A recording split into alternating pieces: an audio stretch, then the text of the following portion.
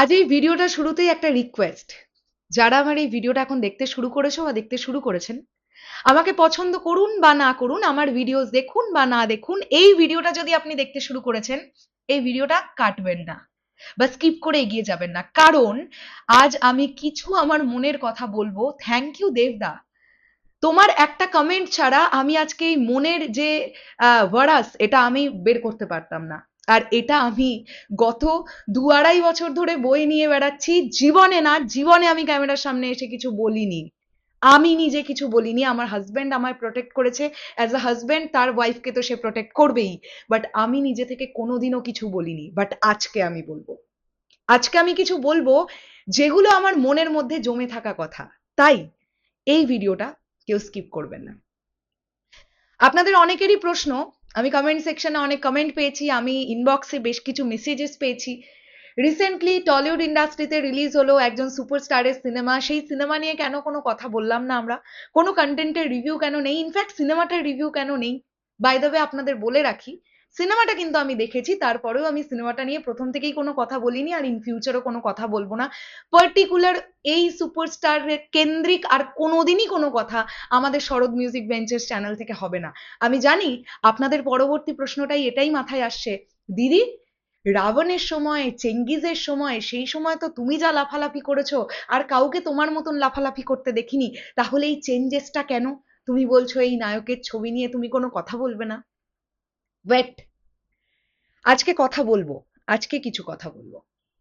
আসল ব্যাপারটা কি ছিল, শান্তিপুর তো এখন একটা মোটামুটি মফস্বল এরিয়া, আর যেটা কলকাতা থেকে 120 কিলোমিটার দূরে।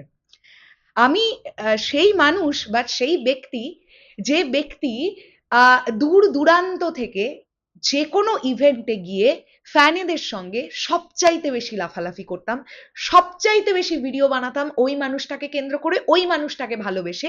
আমি সেই শরৎ মিউজিক ভেঞ্চার্সের পৌশালী, যে এই পার্টিকুলার সুপারস্টারের সিনেমা এলে সবচাইতে বেশি এক্সাইটেড থাকতাম। আর সেই এক্সাইটমেন্টটা আমার নিজের ভেতরকার এক্সাইটমেন্ট, ওটা বাইরে থেকে বলে কিছু হবে না, কেউ আমায় শিখিয়ে দেয়নি যে এই এক্সাইটমেন্টটা তুমি করো। আসল ব্যাপারটা কি জানেন তো, একটা দূর থেকে একটা বাড়ির বউ এসে হলের সামনে নাচানাচি করছে, ফ্যানদের সামনে নাচানাচি করছে, আর সিনেমাটা নিয়ে প্রচুর কথা বলছে। হাউসের কাছে মনে হতে পারে ভাই বাহ, বেশ ভালোই তো সিনেমাটার প্রমোশন হচ্ছে, বাহ এ মেয়েটা তো বেশ ভালোই লাফালাফি করতে পারে। একটা হাউস আর একজন সুপারস্টারের কাছে এটুকুই শেষ। ইয়েস, এটুকুই শেষ। আমি আবার রিপিট করি, এটুকুই শেষ, এর থেকে বেশি কিছু নয়। কারণ একজন বাড়ির একটি বউ, কারোর একজন স্ত্রী, কোনো শ্বশুর শাশুড়ির বৌমা, একটা সম্ভ্রান্ত পরিবার, একটা আভিজাত্যপূর্ণ পরিবার থেকে বিলং করে যখন আমার শাশুড়ি মায়ের কাছে ইনবক্সে আমারই মর্ফ করা নোংরা ছবি যায়, এবং আমার শাশুড়ি মা আমাকে এসে বলেন এই নোংরামিগুলো তোকে নিয়ে হচ্ছে, তখন একজন বাড়ির বউ হিসেবে আমার কতটা মান সম্মানে লাগে, সেটা আমার মতন অন্য কোনো মহিলাকে নিয়ে যদি এই নোংরামিটা হয়, সে সেটা ফিল করবে। আমি একটা প্রশ্ন আজকে রাখছি, এই পার্টিকুলার সুপারস্টার আর তার হাউসের বাড়ির মা বোন ছিল তো, আছে তো, তার বাড়ির মা বোনের সঙ্গে এই নোংরামি হলে তারা কেমন চুপ করে বসে থাকতো আমি দেখতাম। আর এখান থেকেই আমি এই কথাটা বললাম যে আমি তাদের কাছে জাস্ট একটা লাফালাফি করা বাঁদর বা হনুমান ছিলাম, তার বেশি কিছু নয়। ওই স্টারমল মধ্যমগ্রামে পৌঁছালে আমি তোমায় রিকল করতে পারছি, আমি আজকের দিনে এসে এটা আমি ফিল করি, জাস্ট ওটা বলবার জন্যই একটা বলা কথা ছিল। যদি সত্যি সেটা না হতো, তাহলে যে সময় আমি এই মহিলাটা এই পরিমাণ নোংরামির শিকার সোশ্যাল মিডিয়ায় পার্টিকুলার হিরোর কিছু ফ্যান বেজের দ্বারা হয়েছি, তখন সেই হিরো চুপ করেছিল।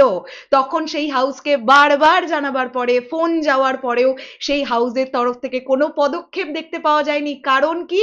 কারণ আমি মেগাস্টার শাকিব খানকে নিয়ে ভিডিও বানাই। আর এখান থেকেই আমি দেবদার প্রসঙ্গে ঢুকছি।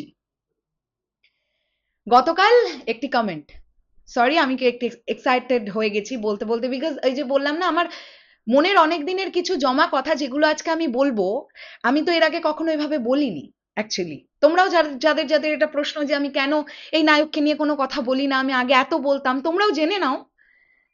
গতকাল দেবদার একটি কমেন্ট টিডিএইচ এর তরফ থেকে, মানে ট্রোল দেব হেটার্স এর তরফ থেকে একটি মিম ভিডিও পোস্ট হয়েছিল, তোমরা নিশ্চয়ই অনেকেই দেখেছো, এবং সেই মিম ভিডিওর তলায় দেবদার একটি কমেন্ট, যে কমেন্টটা এইরকম ছিল যে আমি তোমাদেরকে রিকোয়েস্ট করছি তোমরা প্লিজ এই ধরনের ট্রোলিং করো না, এটা আমাদের বাংলা ইন্ডাস্ট্রি, আর তিনি একজন আমার বড় ভাইয়ের মতন, তাকে নিয়ে এই ধরনের ট্রোলিং তোমরা করো না অন সোশ্যাল মিডিয়া প্ল্যাটফর্ম। লেখাটা এরম ছিল। দেবদার যা বক্স অফিস এই মুহূর্তে দাঁড়িয়ে টলিউডে গত 5 বছরে, আমার মনে হয় দেবদার মতন বক্স অফিস টলিউডে আর এখন কারণ নেই। তার প্রমাণ খাদান, তার প্রমাণ ধূমকেতু, আমি এই দুটো সিনেমার কথাই বেশি করে বললাম, তারপরে প্রজাপতি, প্রজাপতি 2, প্রধান, এগুলো তো আছেই, টনিক, এগুলো তো আছেই। এই মানুষটার যা বক্স অফিস টলিউডে গত 5 বছরের ধারে কাছে কেউ নেই, নট এ সিঙ্গল ওয়ান। এই মানুষটার সঙ্গেও তার ফ্যান ক্লাবের যোগাযোগ আছে, বা এই মানুষটার সঙ্গে ডিরেক্টলি যোগাযোগ না থাকলেও টিমের যোগাযোগ আছে, দেব এন্টারটেনমেন্ট ভেঞ্চার্সের যোগাযোগ আছে, যে কোন জিনিসটা সোশ্যাল মিডিয়ায় ঘটছে সেটা হওয়া উচিত কি উচিত নয়। আর কে হনু দাস তুমি সুপারস্টার ভাই, আর কে হনু দাস তোমার হাউস ভাই, একটা মহিলাকে নিয়ে এরকম মানে নির্লজ্জের মতন মর্ফ করা নোংরা নোংরা ছবি সোশ্যাল মিডিয়ায়, তোমারই পার্টিকুলার কিছু ফ্যান ক্লাব, তোমারই পার্টিকুলার কিছু ফ্যান্স নোংরামি করছে হোয়াটসঅ্যাপ গ্রুপে আমাকে নিয়ে, এমন অকথ্য ভাষায় গালিগালাজ করছে যেগুলো কানে শুনলে মনে হয় কানে নোংরা জমে যাবে, তুমি চুপ করে বসে থাকলে। আমি তোমার ফ্যান হই বা না হই, একজন মহিলা হিসেবে তোমার কাছ থেকে একটা প্রোটেস্ট কি এক্সপেক্ট করাটা ঠিক ছিল না ভুল ছিল, বা হাউসের তরফ থেকে? আমি আরো একটা বিষয় বলি, সেটা হচ্ছে আমি এখান থেকে দেখলাম দেবদার ফ্যানেরা কত ভদ্র। আমি দুটো কারণ বলবো। এক তো আমি সাকিব ভাইয়াকে নিয়ে ভিডিও তৈরি করি, এতে দেবদার ফ্যানেদের প্রথমত কোনোদিন সেভাবে কোনো প্রবলেম দেখিনি, কোনো প্রবলেম দেখিনি, আমি র্যান্ডামলি ভিডিও করেছি। ওদের কথা হচ্ছে যখন দেবদার সিনেমা আসবে তুমি দেবদাকে নিয়েও যেমন কথা বলো সেটা বন্ধ করলে কিন্তু চলবে না, তুমি আর যাকে ইচ্ছে নিয়ে কথা বলো, কোনো অসুবিধা নেই, বিকজ তোমার এটা চ্যানেল, এটা তোমার রুটি রুজি, তোমায় তো করতেই হবে। আর সব থেকে বড় কথা হচ্ছে মেগাস্টার শাকিব খানকে আমরা রেসপেক্ট করি, কন্টেন্ট তৈরি করি। আমি একজনের পার্টিকুলার মানুষের ফ্যান হতে পারি, তার মানে এটা নয় যে আমি অন্য কারোর ফ্যান হতে পারবো না।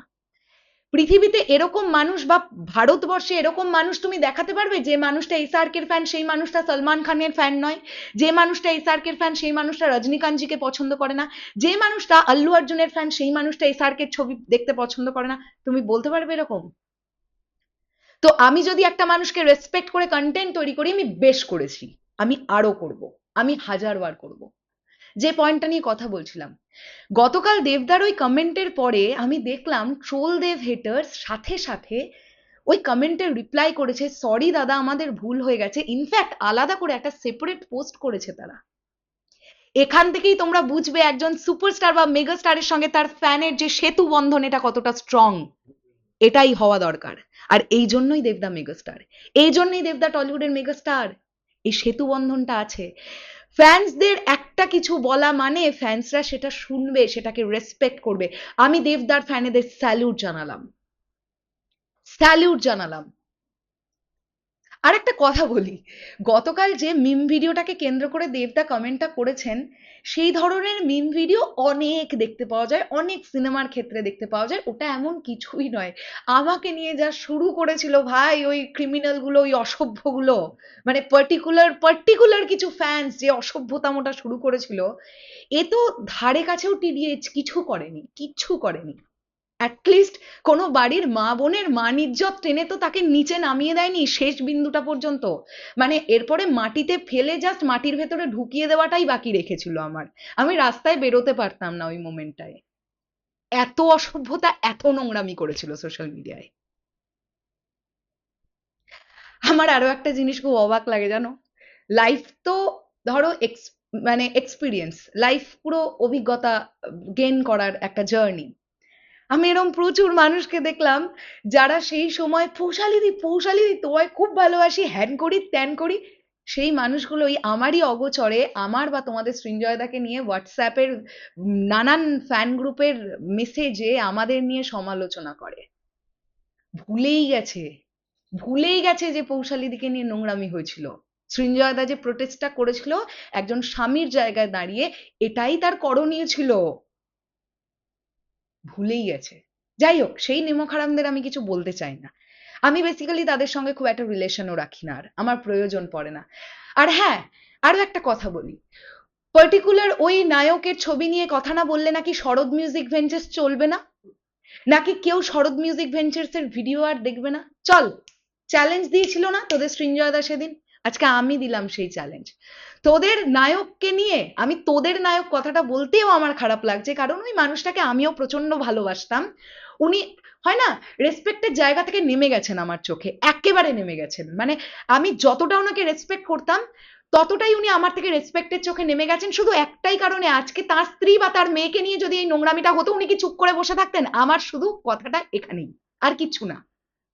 আমাকে এই পয়েন্টটাই উত্তর দিয়ে দিন, তা ব্যাস, আমি সেদিন থেকে আবার আপনাকে নিয়ে ভিডিও বানাবো, আমি মন থেকে লাফালাফি করব। তো উনি না আমার ওই রেসপেক্টের জায়গাটায় আর নেই, তাই ওনাকে নিয়ে ভিডিও করলাম কি না করলাম জাস্ট আমার কিছু যায় আসে না, তাদেরও কিছু যায় আসে না, আমারও কিছু যায় আসে না, জাস্ট কিছু যায় আসে না। আমরা শরৎ মিউজিক ভেঞ্চার্স টিম খুব মন থেকে কাজ করি, আর যেটা করি না আমরা খুব মন থেকে করি। আমাদের সঙ্গে যারা মিশেছে অ্যাটলিস্ট তারা বুঝেছে আমরা সেই বান্দা, আমরা সেই চ্যানেল যারা পার ডে 2000 টাকার তেল খরচা করে, কত বড় বোকা আমরা ভাবো, 2000 টাকার তেল খরচা করে ড্রাইভার আলাদা করে ভাড়া করে নিয়ে গিয়ে তাকে খাওয়ানো, নিজেরা খাওয়া দিয়ে শান্তিপুর থেকে এই যে বেরোলাম, কলকাতা ঘুরে এসে দেখলাম খরচ হয়েছে 5000 টাকা। আমরা সেই বান্দা যে 5000 টাকা খরচ করে 50 টাকাও তুলতে পারিনি, কিন্তু ভালোবেসে কাজ করে গেছি। আমরা সেই বান্দা, আমরা সেই শরৎ মিউজিক ভেঞ্চার্স। তো এইরকম একটা চ্যানেল যখন ভেতর থেকে আঘাতপ্রাপ্ত হয়ে যায় না, আর সেটা কোনোদিন ঘুরে আসে না, আর কোনোদিন ঘুরে আসে না, আর ওটা কোনোদিন আসবেও না। থ্যাংক ইউ দেবদা, তোমার কালকের ওরকম একটা কমেন্ট, তুমি নিজে আবার প্রমাণ করে দিয়েছো তুমি কতটা মহানুভব একজন মানুষ। এটা একটা দিক যে তোমার চোখের সামনে কাউকে ডিসরেসপেক্ট করা হলে তোমার সেটা খারাপ লাগে। দ্বিতীয়ত, তুমি বাংলা ইন্ডাস্ট্রির ভালো চাও, টলিউড ইন্ডাস্ট্রির ভালো চাও, সেটা তুমি তোমার কমেন্টে ক্লিয়ার করেছো। আর তৃতীয়ত, তুমি এটা বুঝিয়ে দিয়েছো তুমি একজন সত্যিকারের মেগাস্টার, যে মেগাস্টারের সঙ্গে ফ্যানেদের সেতু বন্ধনটা খুব স্ট্রং, এবং ফ্যানেরা তোমার কথা শোনে, কারণ তুমি এমন কিছু বলো না যেটা ফ্যানেরা অ্যাভয়েড করতে পারবে। তুমি মানুষ হিসেবে মানুষটা খুব ভালো। যাই হোক, শেষ করলাম ভিডিওটা, আর কিছু বলার নেই। তো ইন ফিউচার আর এই ধরনের কমেন্ট কেউ করো না যে কেন পার্টিকুলার এই নায়ককে নিয়ে ভিডিও করি না, কেন এটা করি না, ওটা করি না। আমি ওনাকে নিয়ে ভিডিও করি না তার একটাই কারণ, এই যে দেবদা গতকাল যে কমেন্টটা করেছিলেন না, ওনার হাউসের তরফ থেকে একটা পোস্ট যদি হয়ে যেত যে মহিলাকে নিয়ে বা আমাদের সমাজের কোনো মা বোনকে নিয়ে এরকম নোংরামি করা থেকে তোমরা বিরত থাকো, তাহলেই এতটা নোংরামির জায়গা পর্যন্ত যেত না ব্যাপারটা। আই থিঙ্ক উনি আর ওনার হাউস এনজয় করেছিলেন ব্যাপারটাকে, আমি তো এটাই ধরে নেব। না হলে ওনার হাউসকে জানাবার পরেও কোনো রিয়াকশন আসেনি ভাই, মর্ফ করা ছবিগুলো পর্যন্ত ওনার হাউসকে পাঠানো হয়েছিল, কল রেকর্ড পর্যন্ত আমাদের কাছে আছে, ওনাকে জানানো হয়েছিল, তোমাদের সৃঞ্জয়দা জানিয়েছিল যে আমার স্ত্রীকে নিয়ে এইরকম নোংরামি করছে কিছু ফ্যান। তারপর থেকেও, তারপরেও গিয়ে তাদের তরফ থেকে কোনো প্রোটেস্টিং পোস্ট আসেনি। ওই জন্যই আমি ধরে নিয়েছিলাম আমি বাঁদর ছিলাম, জাস্ট হলের সামনে গিয়ে একটু লাফালাফি করতাম, একটু নাচতাম, একটু মানে গোদলা গাদলা মেয়ে, ব্যাস চলো, একটা মোটা মতন ফ্যান আছে ভাই, লাফালাফি করে, পয়সাও দিতে হয় না, ফ্রিতেই সব হয়ে যায়, যা করে করুক গে যাক, আমি সেই কাতারেই ছিলাম। আমি শুধু চলে যাওয়ার আগে একটাই জিনিস, এটা চাই মন থেকে, আমার মতন যারা ডাইহার্ট ওই মানুষটার ফ্যান ছিল বা আছে, এবং যারা মন থেকে ওই মানুষটাকে নিয়ে নিঃস্বার্থভাবে কাজ করে, যদি কেউ থেকে থাকে, আমি যেটা ফেস করেছি তারা যেন কোনোদিন না করে। কারণ একজন ফ্যান সত্যি ভেতর থেকে আঘাত পেয়ে গেলে যে কতটা এক্সট্রিম লেভেল পর্যন্ত চলে যেতে পারে, কতটা যে মনের মধ্যে একটা বিতৃষ্ণা ধরে যেতে পারে, সেটা আমি আমাকে দিয়ে নিজে প্রমাণ পেয়েছি। কারোর সঙ্গে যেন আর এটা না হয়। আর আজকে আমি এই মহিলাটার ক্ষেত্রে কোনো প্রোটেস্ট হয়নি, পার্টিকুলার নায়ক কিছু বলেননি, পার্টিকুলার তার হাউস কিছু বলেনি। ইন ফিউচার কোনো মহিলাকে নিয়ে যদি এই নোংরামি হয়, যেন প্লিজ তারা একটু মুখ খোলে, কারণ আজ থেকে 2-2.5 বছর আগে হয়েছে বলে যে 2-2.5 বছর পরে হবে না এর কোনো মানে নেই। এই ফ্যান বেসটার কিছু ফ্যান্স একদম পাক্কা ক্রিমিনাল, পাক্কা ক্রিমিনাল। শেষ করলাম ভিডিওটা। আসছে আবার খুব শিগগিরই নতুন কোনো ভিডিও নিয়ে। চলো, টাটা।